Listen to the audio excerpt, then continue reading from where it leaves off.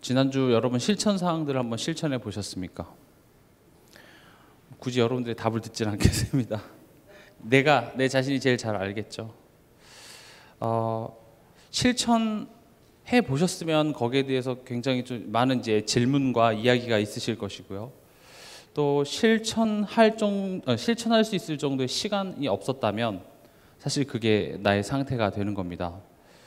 우리가 하나님을 믿는다라는 것이 내가 매일매일 안 좋은 음식을 먹으면서 내가 병에 걸리면 어떻게 예수를 믿는데 나한테 이런 병이 걸릴 수 있을까? 이렇게 얘기하는 사람은 없습니다. 그렇죠? 우리의 영혼, 보이지 않는 것들의 건강 또한도 어느 날 찾아오는 것이 아니라 그것이 매일매일 쌓여서 나타나는 겁니다. 그렇기 때문에 왜 우리 가정에 이런 문제가 찾아오죠? 왜 우리 부부 관계에, 왜 우리 자녀에, 왜 내 사람과의 관계 속에서 이런 문제가 나타날까요? 라는 그 질문에 대한 답이 이미 내가 알고 있는 겁니다. 우리가 우리 육신의 건강도 매일매일 돌보지 않으면 언젠가는 그 부분에서 문제가 찾아오듯이 우리 마음, 생각, 영혼, 이게 굉장히 중요하다는 건 알지만 실제로 한 주간 우리가 실제로 살아보면 바쁘다라는 핑계로 그 중요한 것을 거의 케어를 하지 않는 우리의 상태입니다. 그래서 그런 것들이 모여서 내 삶 속에 열매가 나타나지고 예수를 믿으면 모든 문제가 사라져야 되는데 왜 이런 문제가 있습니까에 대한 답은 여기에 있습니다. 그래서 하나님은 그런 문제를 즉흥적으로 해결해 주기보다는, 다시 말하면 내가 당뇨가 걸렸어요. 하나님은 그 당뇨를 치료해 줄 수도 있지만 문제는 내가 당뇨를 걸릴 수밖에 없는 삶을 계속 영위한다면 고쳐줘도 또 돌아가게 되는 거예요. 그래서 하나님이 하고자 하는 것은 건강한, 당뇨 안 걸릴 건강한 한 사람이 되는 것이 하나님의 목적인 것처럼 우리가 영적으로도 예수를 만났고 하나님의 자녀가 됐기 때문에 정확히 말하면 우리의 삶의 모든 문제, 저주와 재앙은 끝이 난 상태가 된 것입니다. 그러나 우리의 체질이 하나님 없이 살았던 그 체질이 남아있기 때문에 계속 돌아가요. 그래서 나의 그런 정신, 보이지 않는 영혼의 건강들을 우리가 스스로 건강한 사람으로 될 수 있을 때까지 하나님은 계속 우리를 이렇게 바꿔가신다는 것이죠. 그래서 여러분들이 이번 한 주간 동안 내가 보이지 않는 나의 마음, 생각, 영혼, 어떤 음식을 주셨나요? 영혼의 음식이 뭐라고 했죠? 기쁜 소식입니다. 우리가 뉴스를 켜봐도 안 좋은 소식밖에 없습니다. 세상을 봐도 절망적입니다. 그러면 내 영혼에 안 좋은 음식만 넣어줬다. 그럼 당연히 영혼에 안 좋은 일이 생기겠죠. 그렇죠. 또 불교나 요즘 뭐 명상 이런 데 가면은 이제 무념, 생각을 비우는 거 좋습니다. 우리가 일부러라도 간헐적 단식도 하잖아요.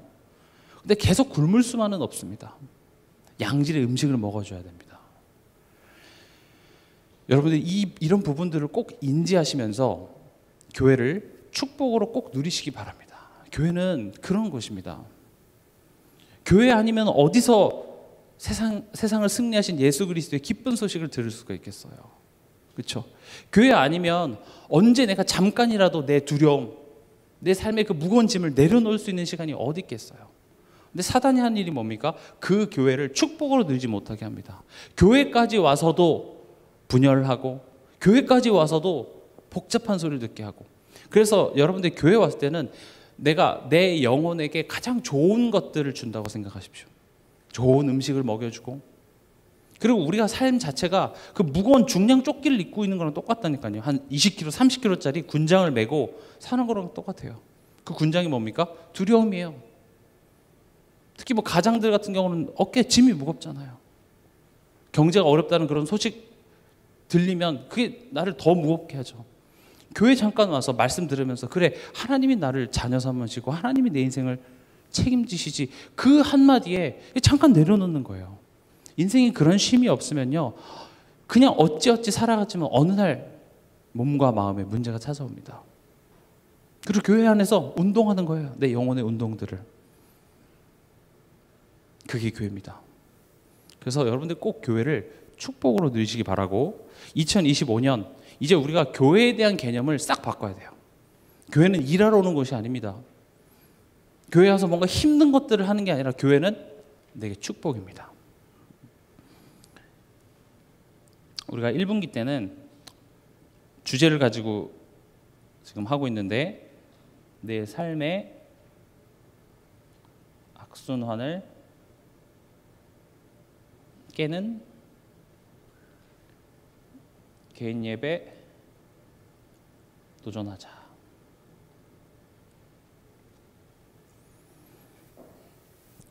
그래서 우리가 이 응답을 누릴 것입니다. 개인 예배입니다.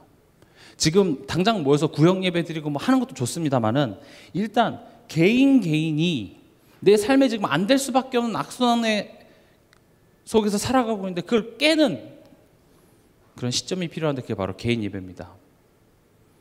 그래서 이 개인 예배를 회복하고, 그리고요, 이제 이것을 혼자 하기는 좀 힘들 때도 있습니다. 그래서 구역 예배를 여러분들이 이런 관점으로 생각하시면 좋습니다. 제가 만약 이제 곧 날씨도 따뜻해지고 여름이 다가오면 살 빼야 되는데, 근데 나 혼자서 운동장 10바퀴 뛰어야지. 근데 그 결심이 오래 못 갑니다. 그래서 친구들한테 전화해서 야, 우리 같이 뛰자. 그래서 빠지는 사람은 10,000원씩 벌금 내는 거다. 그런 거 예전에 해보셨죠? 뭐 새해에 우리 영어 단어 몇 개씩 외우기 해서 같이 그 그룹을 만들면요, 혼자 하는 것보다 훨씬 시너지가 납니다. 구역 예배는 그런 거예요. 나 혼자서, 물론 알아요, 머리로. 그래, 내 영혼이 중요하고 안 보이는 것이 중요하고 말씀이 중요하고 나는데, 이게 바쁘게 살다 보면 또 우리 체질이 그렇게 안 되어 있기 때문에 잘 안 돼요. 그래서 좀 우리가 1분기 때 누려야 될 응답들을 말씀드린 겁니다. 개인 예배를 내가 한번 실천하고 도전해 보면서 아마 한계점도 있고 좀 부족한 부분들도 있어요. 그러면 이것을 여러분들에게 강제성으로 뭐라 하기 이전에, 내가 이거 우리 해보려고 하니까 잘 안 돼, 우리 같이 모여서 하자라든지, 그렇게 자연스럽게 모여지는 게 구역이죠. 그리고 이제 이런 부분들이 되어져 가면 이제 목사님 또 사역자들이 이런 것도 이제 순회할 것입니다. 순회하면서 실제적으로 이런 부분들을 지속할 수 있도록, 또 잘 안 되면 왜 안 되는지, 이제 이런 부분들을 순회를 통하여서 도와드릴 거고요. 이제 그렇게 하다 보면은 그 자리가 이제 말씀 운동의 장이 되어집니다. 이 말씀 운동을 통해서 우리가 힘을 얻고 내가 개인적으로 도전하고 변화하는 그런 시간. 이제 그런 사람들이 모인 그곳에 뭐가 일어납니까? 생명 운동이 일어납니다.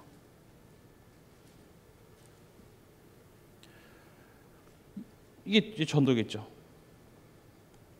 그래서 계속 불신자들이 찾아오고, 또 내 친구들 초청하고, 전도를 위한 운동이 아니라 내가 힘을 얻고 내가 좋다 보니까 하나님이 자꾸 복음 받을 자를 붙여주시고, 또 이상하게 나도 사람들을 데리고 오고 싶고, 이제 이게 자연스럽게 이렇게 이어져 나가야 됩니다. 이게 2025년 한 해 동안 구역으로서 우리가 받을 응답입니다.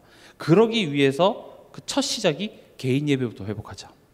내가 건강하지 않고 뭘 하는 것은 절대 나중에 다 무너집니다.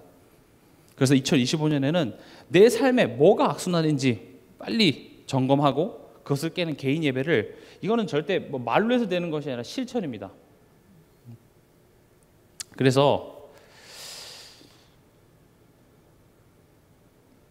왜 구역 예배 드려야 되는지 이유를 제가 방금 설명드렸죠. 왜 드려야 되죠? 우리의 보이지 않는 부분, 건강을 회복해야 돼요. 더 건강해져라도 아닙니다. 우린 지금 엄청나게 아픈 상태예요. 마음이 아파요. 생각이 아파요. 그게 건강해져야 돼요. 그래야 뭘 하겠죠. 그리고 이제 왜 구역 예배를 드려야 되는지는 알았어요. 그런데 머리로만 아는 것은 큰 의미가 없습니다. 우리 몸에 어떤 음식이 좋다라는 그 건강 채널 이런 거를 아무리 많이 봐도 내가 좋은 음식을 내 입에 넣지 않으면 그것은 내게 정보일 뿐이지 내 건강에 아무런 도움이 되지 않습니다. 그래서 실천입니다. 정보만 갖고 있는 것은 도움 안 됩니다. 그래서 저번 주에 실천 사항을 말씀드렸죠. 내가 아침에 일어나서 또는 하루에 내가 시간 날 때 지금 내 머릿속에 드는 생각들을 적어 보시기 바랍니다. 그리고 그 적은 것들 중에서 할 수 있는 것과 할 수 없는 것들을 표시해서 그것을 기도로 만드십시오.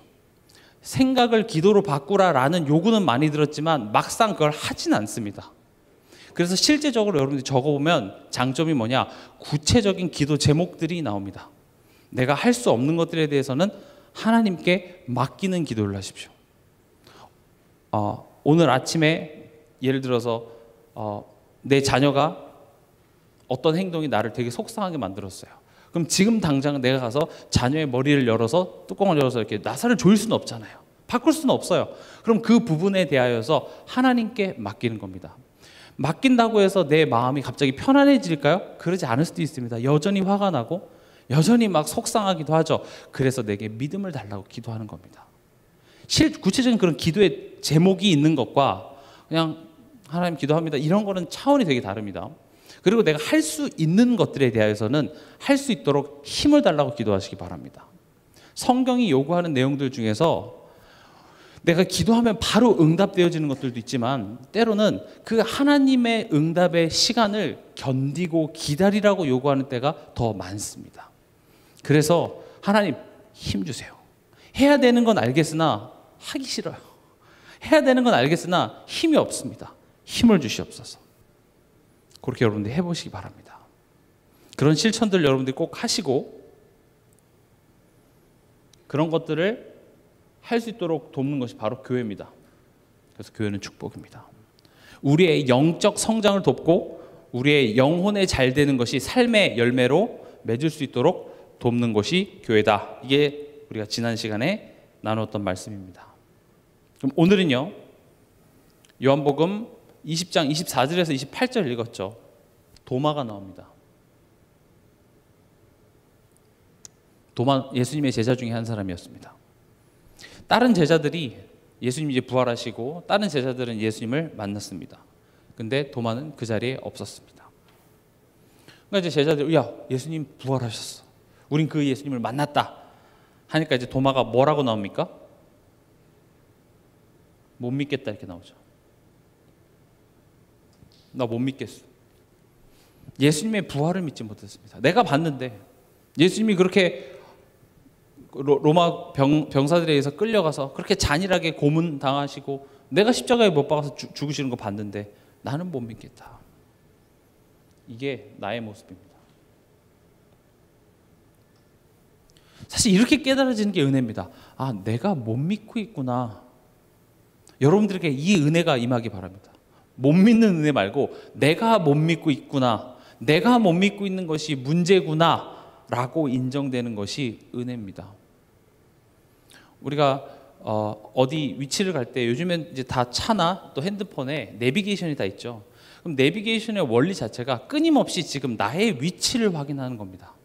나의 위치를 신호를 보내면 내가 갈 목적지를 계속 너 여기 있지? 여기로 가야 돼. 계속 그걸 내비게이션이 확인을 해요.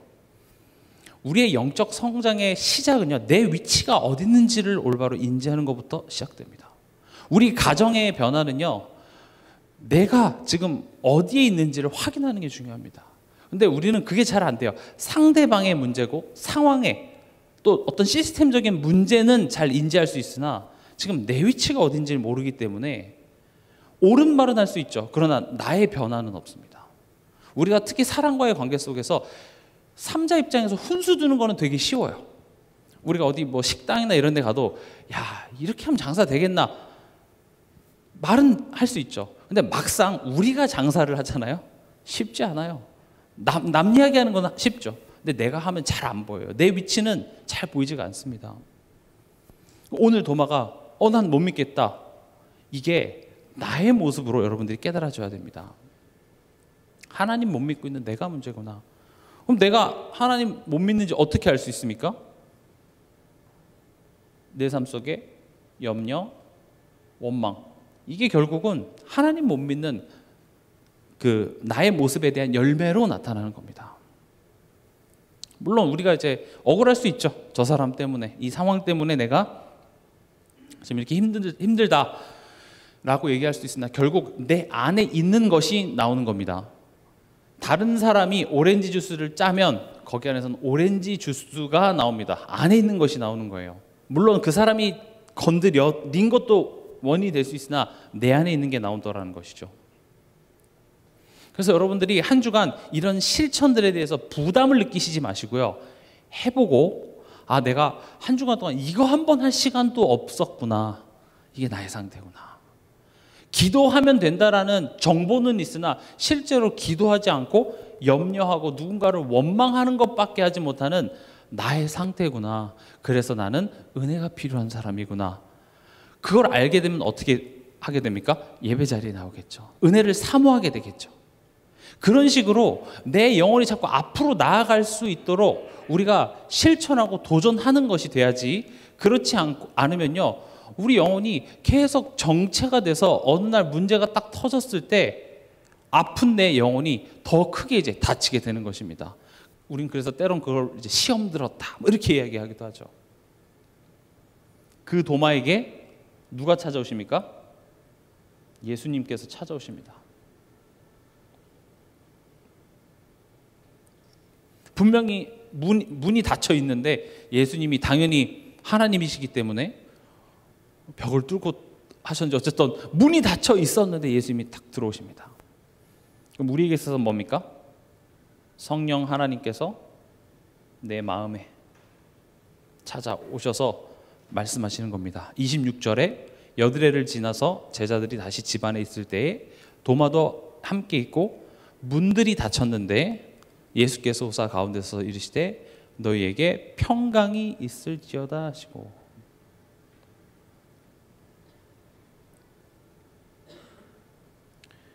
물론 이게 이때 당시에 이스라엘 백성들의 인사이기도 했지만 지금 성령께서 우리 마음속에 찾아와서 평강이 있을지어다 이렇게 말씀하십니다.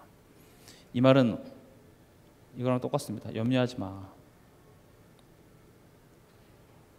원망하지 마.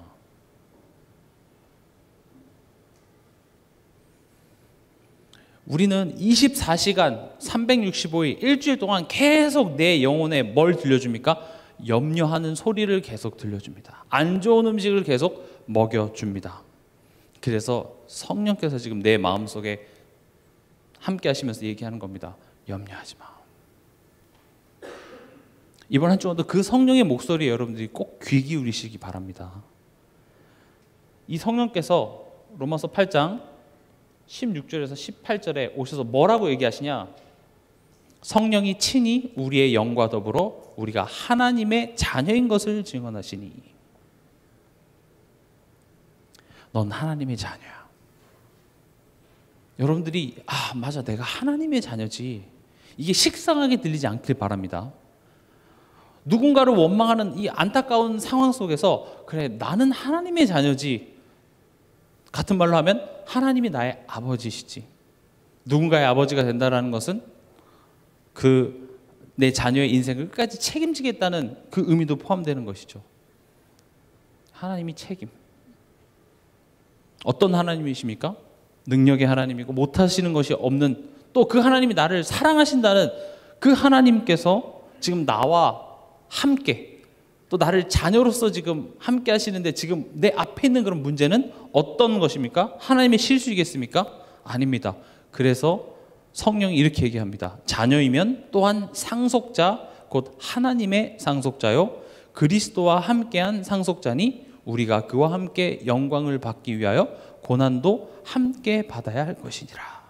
성령이 지금 두 가지를 얘기하는 겁니다. 너 하나님의 자녀야. 그럼 불만이 생깁니다. 하나님의 자녀한테 왜 이렇게 힘든 문제를 주십니까? 날 사랑한다면서 왜 이게 사랑하는 거예요? 라고 우리는 불만이 있을 수 있는데 성령이 이렇게 얘기하시는 거죠. 너는 자녀 정도가 아니라 상속자야. 아버지의 가업을 물려받을 상속자야. 상속자라는 말은요, 너 또 훌륭해져야 돼. 훌륭해지기 위한 훈련, 허락될 거야. 그래서 성령이 얘기합니다. 상속자는 그와 함께 영광을 받기 위하여 고난도 함께 받아야 할 것이라. 예수 믿으면 문제 없습니다. 아닙니다. 예수 믿으면 고난이 반드시 함께 따라옵니다. 이 고난은 우리를 힘들게 하는 것의 포인트가 아니라 우리로 하여금 훌륭해지기 위해서 하나님께서 허락하신 것입니다. 내가 내 자녀를 학원에 보내고 학교에 보내고 공부해라 숙제해라 라고 이야기하는 것은 자녀를 힘들게 하기 위함이 아니라 그것이 자녀를 훌륭하게 만들 수 있는 길이라고 부모는 믿고 있기 때문에 그렇습니다. 마찬가지입니다. 성령께서 우리와 함께 하시면서 너 예수 믿었으니까 끝. 세상은 너에 대해서 항상 좋은 것만 줄 거야. 그것은 틀린 내용입니다. 물론 그게 맞지만 좋은 것이라는 것이 내가 아무 걱정할 필요 없고 아무 고민할 필요 없이 살아가는 것이 좋은 것이 아니라 우리로 하여금 끊임없이 생각하게 만들 겁니다. 하나님 이게 좋은 거예요? 하나님 이게 사랑이에요? 하나님 뭐 하고자 하는데요? 하면서 끊임없이 하나님이 허락하신 나의 삶에 하나님의 목적을 계속 묻게 만들 겁니다. 우리가 하나님께 요구하는 것은 생각 없이 그냥 살게 해달라는 거예요. 그냥 하나님 나 자고 일어나면 뭐가 돼 있고 그냥 내가 아무것도 안 해도 하나님이 다 알아서 해주세요. 하나님 그렇게 하실 수 있습니다. 그러나 하나님은 우리가 훌륭해지길 바랍니다. 우리가 하나님의 사람으로서 그 가치를 아는 자가 되길 원하는 것이죠. 여기서 훌륭해진다는 것은 대단한 일을 하라는 것이 아니라 제가 금요일에도 말씀드렸지만 우리에게 선물을 줬어요. 선물을 줬는데 그 받은 것을 우린 기뻐요. 근데 뭐가 문제냐? 열어보질 않아요. 지금 하나님이 요구하시는 훌륭해지라는 것을 여러분들이 뭔가 대단한 걸 생각하실 것 같은데 아니에요. 그냥 선물을 줬는데 열어보질 않아요. 마침 패딩 선물 줬어요. 또 요즘 굉장히 고가의 그 명품 패딩을 내가 자녀한테 선물을 줬는데 열어보질 않아요. 열었는데 패딩이네 고마워 하고 최근에 되게 추웠는데 나갈 때 그걸 입질 않아요. 그래서 입어. 왜 이렇게 춥게 입고 다녀? 지금 여기서 훌륭해지기 위한 훈련이라는 게 고작 그겁니다. 지금 너가 받은 그 그리스도 누려. 우리가 좀 막연할 수 있습니다. 이 훈련을 하는 거예요. 생각하건대 현재의 고난은 장차 우리에게 나타날 영광과 비교할 수 없도다. 여러분들이 지금 어떤 문제를 겪고 계시던 간에 그 문제를 지나고 난 뒤에 여러분들이 얻을 응답과 기쁨은요, 지금 이 고난과 비교할 수 없대요. 그럼 이게 무슨 말이 됩니까? 지금 내 고난이 크면 클수록 이 뒤에 올 응답은 더 크다는 소리가 되는 것입니다. 꼭 기억하시기 바랍니다. 우리가 이 말씀을 통해서 그런 소망을 얻죠. 세상에서 이런 소망을 누가 얘기합니까? 그냥 막연하게 다 잘 될 거야. 그냥 떠오르는 태양을 보면서 그래 다시 한번 해보자. 이 정도밖에 없지. 지금 성경은 꽤나 구체적으로 지금 우리의 삶에 소망이 있다고 이야기를 합니다. 여러분 영혼에 이 소망을 들려주시기 바랍니다. 이거 아니면 일주일 동안 이런 거 들을 시간이 없어요. 다 부정적이고 절망적이고 비관적인 그런 소리밖에 들려줄 게 없죠. 그래서 여러분들이 속으로 계속 나에게 말해주세요. 그래 지금 나 좀 힘든 거 이거 장차 하나님 주실 응답이면 이건 아무것도 아니야. 하나님이 분명히 나에게 내 인생에 가장 좋은 것을 허락하실 거야. 오늘 하루 계속 여러분들 속으로 말씀해 주시기 바랍니다. 그리고 예수님께서 도마에게 만져보라고 했죠. 네 손가락으로 내 손, 어떤 손입니까? 못 박힌, 못 자국 난 그 손을 만져보라고 되어 있습니다. 그리고 네 손으로 내 옆구리에 이렇게 되어 있죠. 창자국. 만져봐. 못 믿겠으면 못 믿겠다고 하면 얘기하지 말고 만져봐. 여러분 너를 위한 십자가입니다.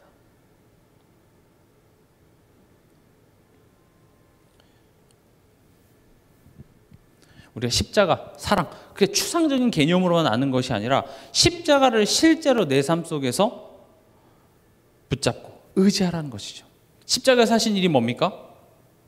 구원의 길을 열어주셨죠. 구원의 길을 열어주셨다는 것이 무엇을 의미합니까? 사단의 일을 멸하셨고 우리의 죄 문제를 해결하셔서 하나님과 우리 사이에 그 관계를 회복하셨습니다. 우리는 이 내용은 수도 없이 들어서 알고 있습니다. 그럼 그게 어디까지 확장이 돼야 된다고 했죠? 사단의 일을 멸하셨다라는 사실은 알고 있지만 실제로 우리 삶 속에서 그 마귀에게 계속 틈을 주고 있어요. 그럼 십자가를 예수님을 만진다라는 개념은 그걸 확인하는 거겠죠. 그럼 어디까지 가야 되냐? 아, 내가 사단에게 속을 필요 없구나. 그래서 그 속는 자리에서 내가 툭 털고 일어나는 것이 실제로 십자가를 만지는 것이 되는 것입니다. 근데 문제는 뭐냐? 내가 사단에게 속고 있는지도 몰라요. 사단이 어떻게 속이죠? 사단이 여러분들이 힘들게 하는 것은 여러분들이 가다가 어디 이렇게 부닥치게 해서 아프게 하는 것에 사단은 쾌감을 느끼는 것이 아니라 창세기 3장 처음에 사단이 했던 일이 뭡니까? 하나님에 대하여서 오해하게 만들어서 우리로 하여금 자발적으로 하나님을 떠나는 선택을 해요. 그 결과가 뭡니까? 두려움, 염려, 걱정이에요. 근데 우린 두려움, 염려, 걱정만 있지 영적으로 어떤 일이 지금 먼저 일어났기 때문에 염려하는지를 몰라요. 그래서 내가 지금 염려한다 했을 때 우리가 뭘 생각해야 돼요? 아, 내가 지금 하나님을 떠나는 선택을 하고 있구나. 내가 지금 이 상황을 하나님 안 믿는 자처럼 바라보고 있구나. 그것은 뭐예요? 사단이 지금 하나님은 무능력하다고 지금 내 마음속에 이미 그 생각을 집어넣기 때문에 그렇습니다. 내 자녀를 바라보면서 하나님은 내 자녀에 대해서 해주실 수 있는 게 아무것도 없어라고 이미 결론을 냈기 때문에 염려라는 것을 해요. 내 남편을 바라보면서 하나님이 내 남편은 절대 바꿔주실 수 없어라고 나는 확신하고 있기 때문에 원망을 하게 되는 거예요. 그러놓고 예수님이 십자가에서 마귀를 멸하셨습니다. 그 이야기를 하면 얼마나 지금 모순되는 거냐고요. 머리로는 알지만 실제로 안 믿고 있는 내 모습이라고요. 그거를 혼내는 차원이 아니라 예수님이 찾아오셔서 만져봐.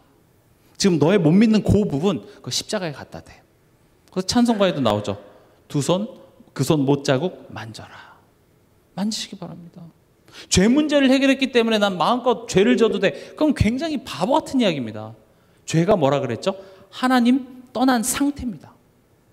그럼 죄 문제를 해결했기 때문에 우리는 하나님 없는 자같이 굴면 안 돼요. 근데 우리의 매일매일 삶이 어떻습니까?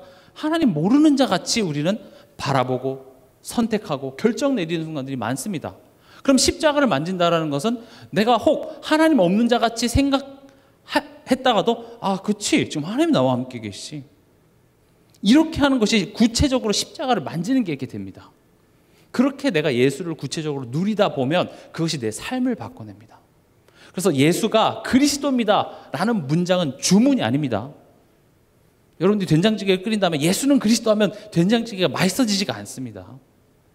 예수는 그리스도라는, 좀 극단적으로 얘기하면 예수는 그리스도라는 그 외침이 여러분들의 월세를 내주지 않습니다. 여러분들이 다달이 내야 될 그 카드 빚을 막아주지 않습니다.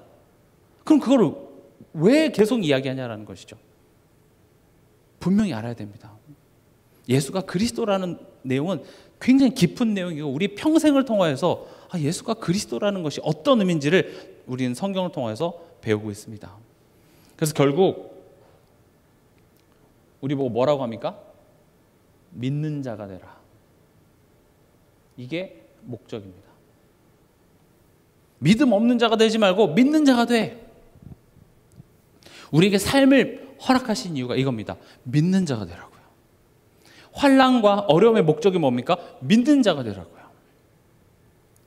성경에 하나님의 백성들에게 수많은 문제가 허락된 이유, 믿는 자가 되라고요. 이게 목적입니다. 믿음 없는 자같이 구는 내가 발견이 돼야 시작이 애초에 됩니다. 내가 못 믿는 문제구나. 지금 이 문제를 통해서 하나님이 내게 믿는 자가 되라고 이야기하시는구나. 근데 그냥 가만히 믿습니다라고 되는 게 아니라 예수님이 찾아오셔서 찔린 옆구리에 창자국, 못자국을 보여줬어요. 그럼 그거 만지는 거예요. 그래서 제가 설명드렸죠. 만진다는 게 어떤 의미인지를.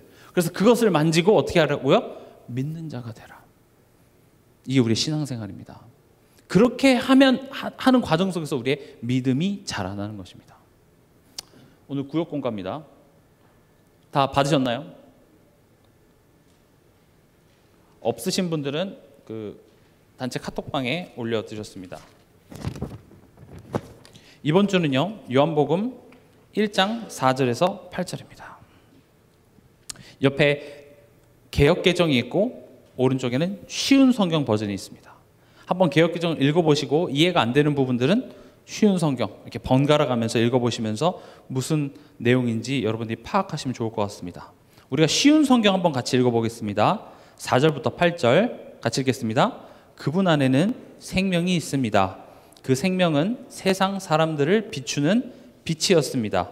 그 빛이 어둠 속에서 빛을 발했지만 어두움은 그 빛을 깨닫지 못했습니다. 하나님께로부터 보냄을 받은 요한이라는 사람이 있었습니다. 요한은 그 빛에 대해 증언하여 자기를 통해 모든 사람들이 믿음을 얻도록 하기 위해 보냄을 받은 사람입니다. 요한은 자신은 그 빛이 아니었으나 사람들에게 그 빛에 대하여 증언하기 위해 온 것입니다. 아멘. 어떤 분은 이 쉬운 성경을 읽으면서 아유, 흑암이 꺾이네요. 드디어 무슨 말인지 한 번에 이해가 되니까요. 그럴 수 있습니다. 쉽죠? 그래서 이 부분들을 여러분들이 읽으시면서 묵상해 보는 겁니다.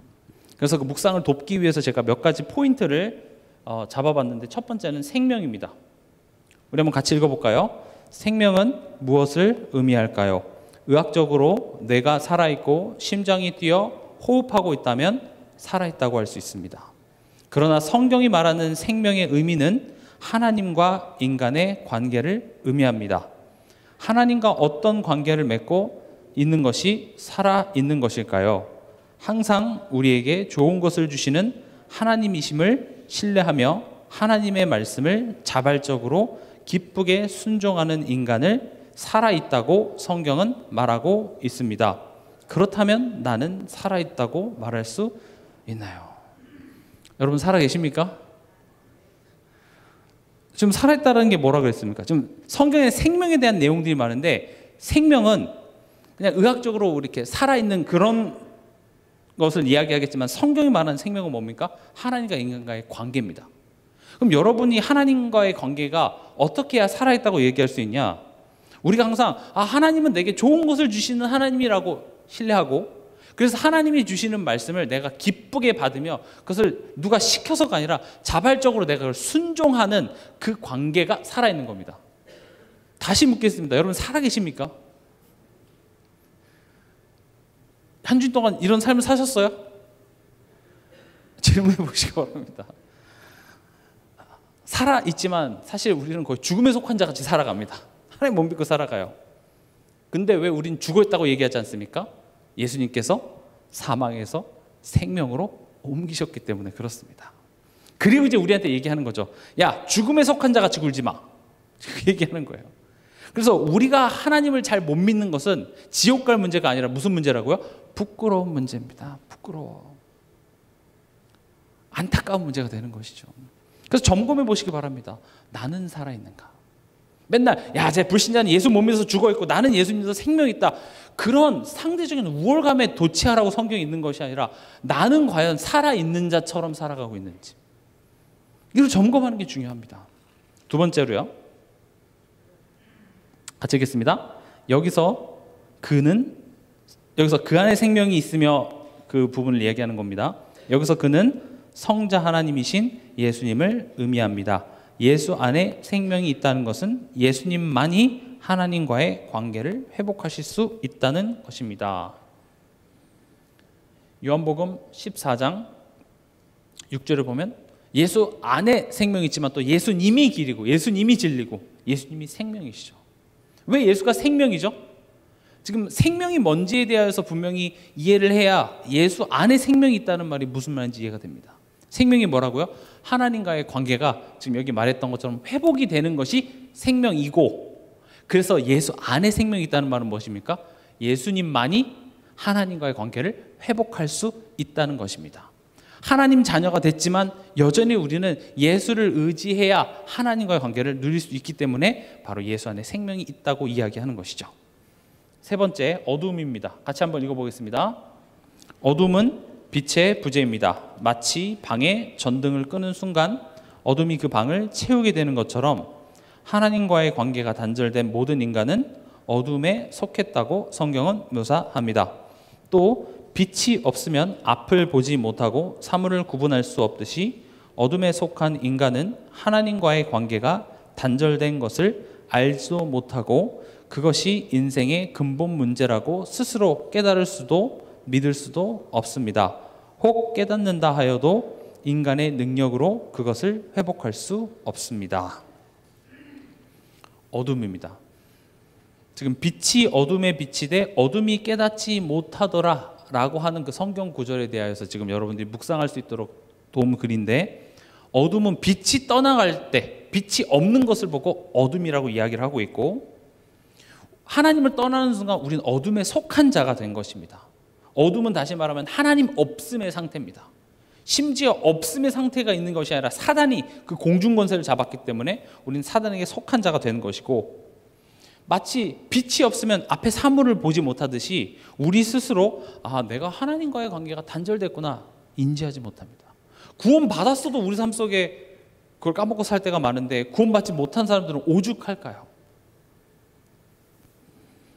그리고 우리 삶의 그 불행한, 내가 만족이 없는 그 근본이 하나님과의 관계 문제라고 우리는 스스로 깨달을 수 없고, 누가 말해줘도 우리 스스로 믿을 수 없습니다. 그게 바로 어둠입니다. 자꾸 이런 내용들을 나에게 대입하십시오. 나는 지금 어둠에 속한 것처럼 생각하고 있지 않는지. 네 번째는 요한이죠. 요한이 갑자기 등장을 합니다. 같이 읽어보겠습니다. 세례 요한의 역할은 스스로 깨달을 수 없는 어둠 속에 있는 인간에게 빛을 설명하는 것이었습니다. 그 빛은 예수님을 비유하는 것입니다. 생명을 주시기 위해 오실 예수님을 준비하고 증언하는 것이 세례 요한의 사명이었습니다. 내 삶에서 세례 요한과 같은 역할을 하는 것은 무엇이 있을까요? 빛에 대하여 증언하는 사명은 세례 요한에게만 주셨나요? 지금 이 세례 요한의 역할이 뭡니까? 지금 앞에 스스로 깨닫지 못하기 때문에 그 빛으로 오신 예수를 설명하기 위한 역할이 바로 세례 요한의 역할이죠. 예수님은 내가 세상의 빛이다 라고 이야기하셨습니다. 그러면 지금 여기 질문이 있죠. 내 삶에서 세례 요한과 같은 역할을 하는 것이 무엇입니까? 무엇이 있겠습니까? 내 안에서 지금 그 빛에 대하여서 증언하시고 빛에 대하여서 깨닫게 하시는 요한과 같은 역할을 하는 게 우리에게는 내 안에 계신 성령, 또 우리에게는 뭘 주셨습니까? 성경, 말씀을 주셨죠. 또 성전, 교회입니다. 그래서 우리에게도 자꾸 이 빛에 대하여 증언하는 겁니다. 왜냐 우리가 어디 속에 살아가고 있어요? 지금 세상 속에 빛이 없는 자들과 함께 살아가고 있고, 예수를 믿고 있는 자보다 믿지 않는 자들이 더 많은, 또 예수를 믿지 않은 자들이 주도권을 잡아서 떵떵거리면서 살아가는 그 세상 속에 우리가 살아가고 있기 때문에, 우리가 빛이 있어도 빛이 비춰도 깨닫지 못하는 것처럼 우리가 빛을 가지고 있으면서도 세상에 나가서 못 깨닫고 자꾸 살아가요. 그래서 요한이 그 빛에 대하여서 증언하러 왔다 합니다. 우리에게도 성령, 말씀과 이 교회를 통하여서 지금 우리 안에 빛이 임했음을 계속적으로 증언하고 있죠. 그래서 여러분들이 이것들을 의지하고 누리셔야 됩니다. 그리고 마지막 질문이 뭡니까? 빛에 대하여 증언하는 사명은 세례 요한에게만 주셨나요? 지금 이 마태복음 5장 13절 16절은 한번 찾아보시기 바랍니다. 지금 말고요.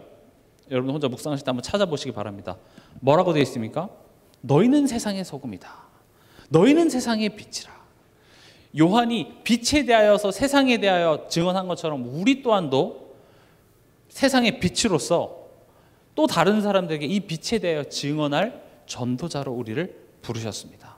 근데 16절에 이렇게 되어 있습니다. 어떻게 빛을 증언하고 어떻게 소금이 소금 역할을 하냐?